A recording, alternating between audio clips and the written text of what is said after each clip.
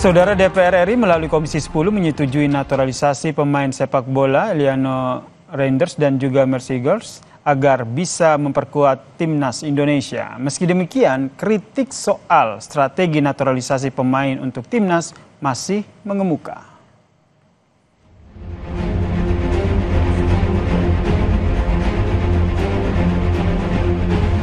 Optimis jika pemberian warga negara ini cepat. Ini Oktober PSSI memiliki target untuk memainkan. Jujur saya tidak terlalu bangga dan tidak euforia dengan kemenangan-kemenangan PSSI karena yang main bukan akamsi. Naturalisasi dua pemain timnas Eliano Reinders dan Mercy Girls akhirnya disetujui oleh Komisi 3 dan 10 DPR. Upaya ini sebagai langkah pemerintah untuk membantu timnas yang tengah berjuang untuk menembus Piala Dunia. Menpora optimistis keduanya bisa bermain di timnas pada Oktober 2024. Saya optimis jika pemberian warga negara ini cepat. Ini Oktober PSSI memiliki target untuk memainkan. Jadi ini semoga prosesnya cepat. Meski sudah disetujui, kritik sempat mengemuka dalam rapat yang disampaikan oleh anggota Komisi 10 dari fraksi Gerindra, Nuroji. Ia mengingatkan PSSI untuk mencari jalan lain mengembangkan sepak bola Indonesia dan tidak mengandalkan cara instan dengan naturalisasi. Udah jadi nggak membanggakan lah kalau buat saya. Ya, mudah-mudahan nanti ketemu Pak Menteri ya strategi lain selain instan begini ya. Buat saya nasionalisme itu satu harga mati dan ya bagi yang punya keturunan Indonesia bagi saya nggak ada masalah. Ya. Anggota Komite Eksekutif Exco PSSI Arya Sinulinga menilai proses naturalisasi pemain timnas jangan dijadikan kontroversi karena proses yang dijalani sudah sesuai prosedur dan telah menjadi WNI yang sah di mata hukum. Kok bisa-bisanya mempertanyakan mereka gitu dan kebangsaan mereka? Mereka udah kita urus sesuai dengan hukum kita. Mereka mendapatkan warga negara. Ya. Kemudian mereka juga kita bawa nih ke FIFA. Pindah federasi dari negara asalnya menjadi federasinya Indonesia. Usai naturalisasi Mercy Girls dan Eliano Reinders Rekatompesi disetujui DPR, selanjutnya berkas diserahkan ke Presiden Jokowi untuk penerbitan Kepres dan pengambilan sumpah setia WNI. PSSI berharap keduanya bisa dimainkan pada pertandingan kualifikasi Piala Dunia 2026 bulan Oktober nanti melawan Bahrain dan Tiongkok. Tim Liputan Kompas TV.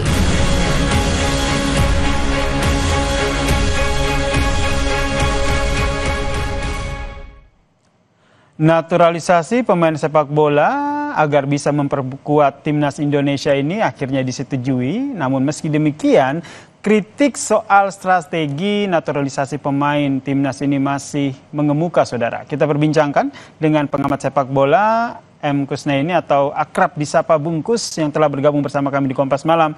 Selamat malam, Bungkus. Selamat malam.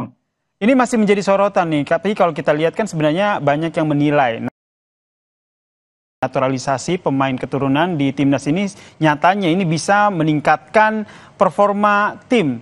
Tapi kenapa masih saja menjadi pro dan kontra? Iya, kalau fakta bahwa peningkatan performa tim nasional itu terjadi sesudah bergabungnya beberapa pemain yang kita sebut naturalisasi, atau kalau yang lain mungkin keberatan disebut naturalisasi, tapi pemain diaspora atau apapun labelnya, itu kan faktual ya, itu terjadi.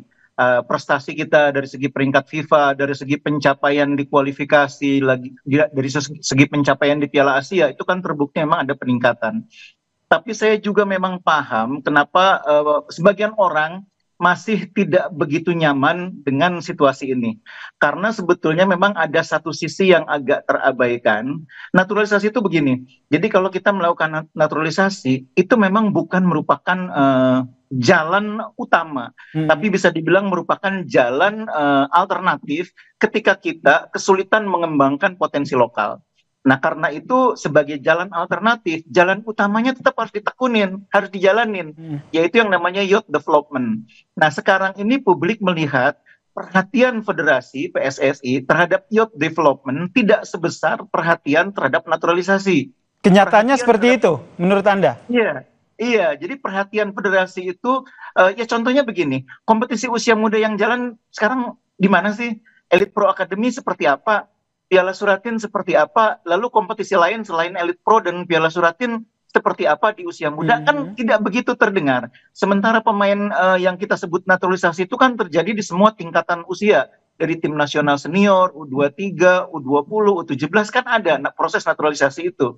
Nah, itu yang membuat sebagian orang tidak nyaman. Walaupun sebetulnya naturalisasi ini fenomena global, di mana-mana terjadi.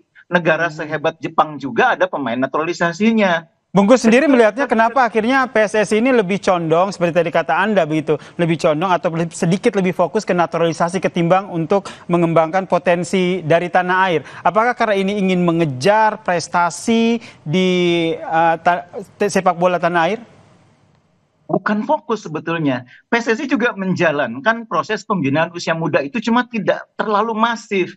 Orang kan maunya melihat perkembangan pembinaan usia muda itu sama masifnya dengan proses naturalisasi itu. Nah, itu yang saya pikir persepsi publik kemudian terbentuk seolah-olah PSSI hanya mikirin naturalisasi. Padahal sebetulnya pembinaan usia muda itu juga jalan, cuma memang tidak mendapat publikasi, tidak mendapatkan perhatian sebesar proses naturalisasi ini. Makanya saya dorong sebetulnya PSSI agar juga mengamplifikasi apa yang dilakukan dalam level pembinaan usia muda ini kepada publik, komunikasikan apa yang sudah dilakukan, lalu rencana-rencananya apa.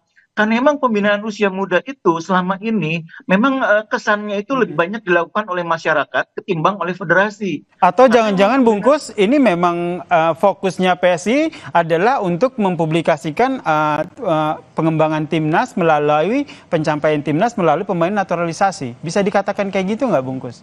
Jadi ada latar belakangnya juga. Jadi si Indonesia ini kan sekarang sedang dalam situasi transisi, sesudah mengalami yang namanya hukuman dari FIFA. Kita mencoba bangkit, kita mencoba keluar dari situasi itu, kita mencoba menjadi negara yang lebih baik tata kelolanya. Dan itu salah satu triggernya adalah pencapaian-pencapaian, prestasi-prestasi.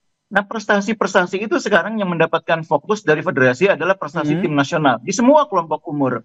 Diharapkan pencapaian di tim nasional atau prestasi itu kemudian menumbuhkan semangat kita menjalani proses transformasi ini. Ingat bahwa yang namanya transformasi sepak bola Indonesia itu kan panjang prosesnya. Dan kalau dalam bahasa lain kita bilang berdarah-darah gitu loh. Nah, proses yang panjang itu butuh hasil cepat, quick result. Nah, itu bisa dicapai melalui pencapaian tim nasional.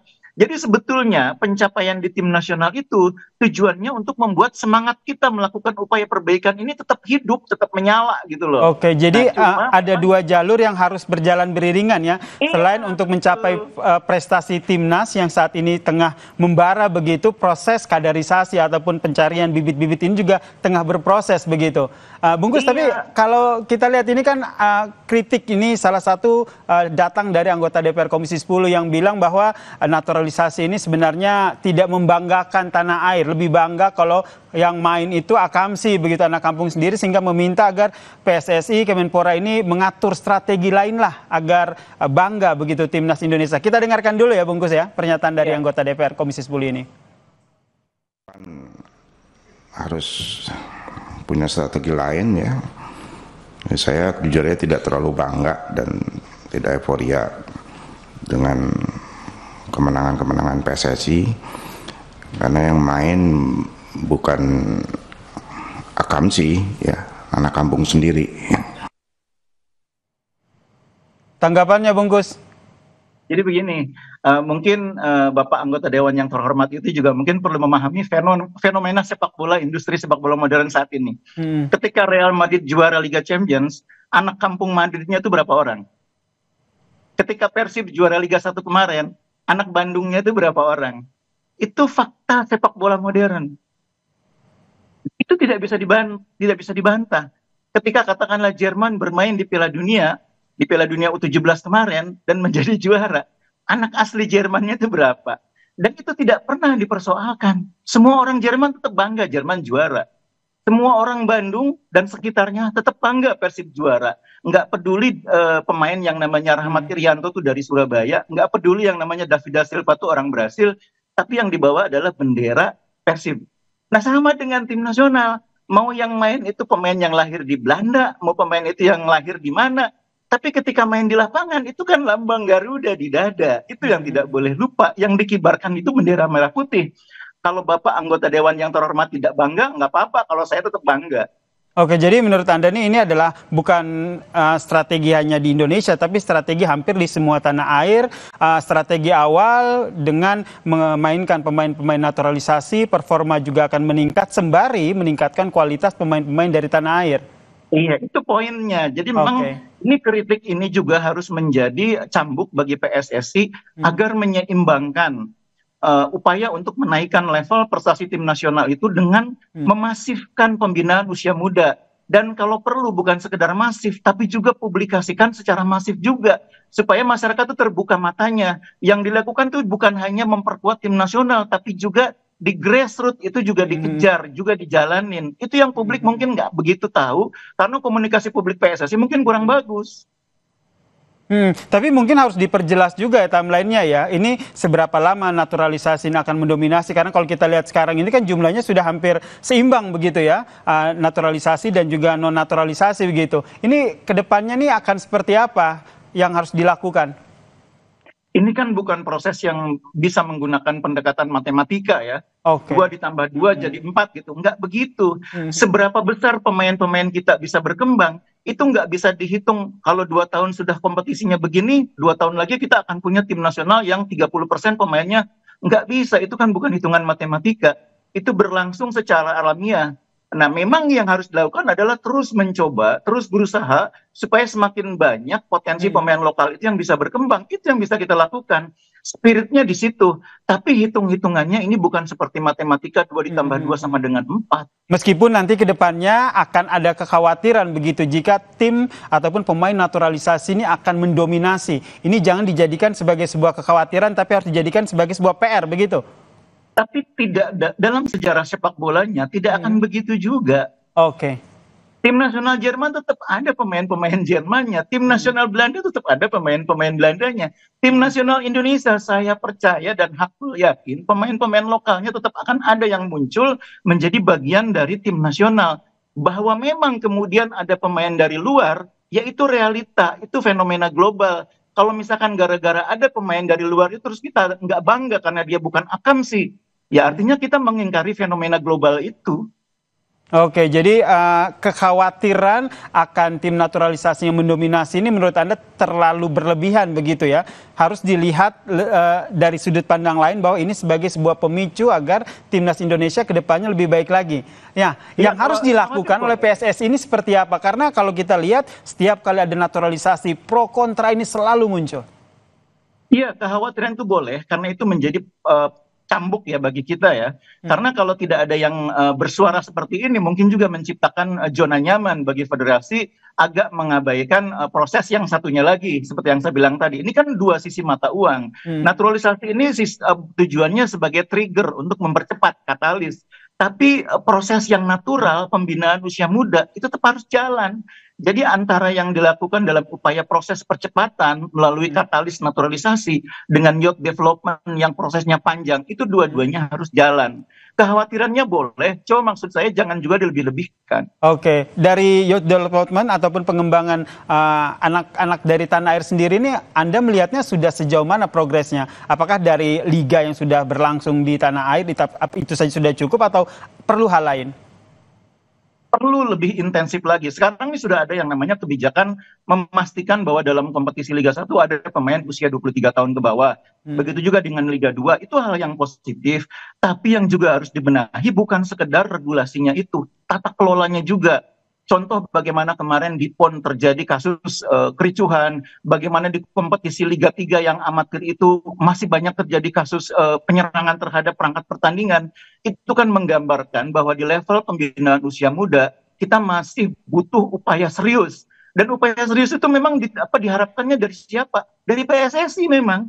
Karena otoritas sepak bola nasional itu PSSI. Dalam hal inilah makanya saya dorong federasi itu juga lebih memberikan perhatian yang sungguh-sungguh, memberi perhatian yang lebih besar, dan lebih dari itu juga mengkomunikasikan kepada publik upaya-upaya yang dilakukan untuk menjalankan satu sisi yang lain ini, youth development-nya, di samping sisi yang kita sebut sebagai katalis tadi. Oke, baik, kita nantikan seperti apa ini langkah yang diambil PSSI selanjutnya. Yang jelas kita berharap ini naturalisasi ini tidak kembali menimbulkan kontroversi, tapi prestasi yang membanggakan untuk semua bangsa Indonesia. Terima kasih pengamat sepak bola Bungkus M. Kusnaini telah bergabung bersama kami dan memberikan perspektifnya di Kompas Malam. Salam sehat Bungkus. Usai jeda saudara, Kompas Malam masih akan hadir dengan informasi perdebatan antara kuasa hukum 6 terpidana kasus Vina dan jaksa penuntut umum terjadi di Pengadilan Negeri Cirebon, Jawa Barat.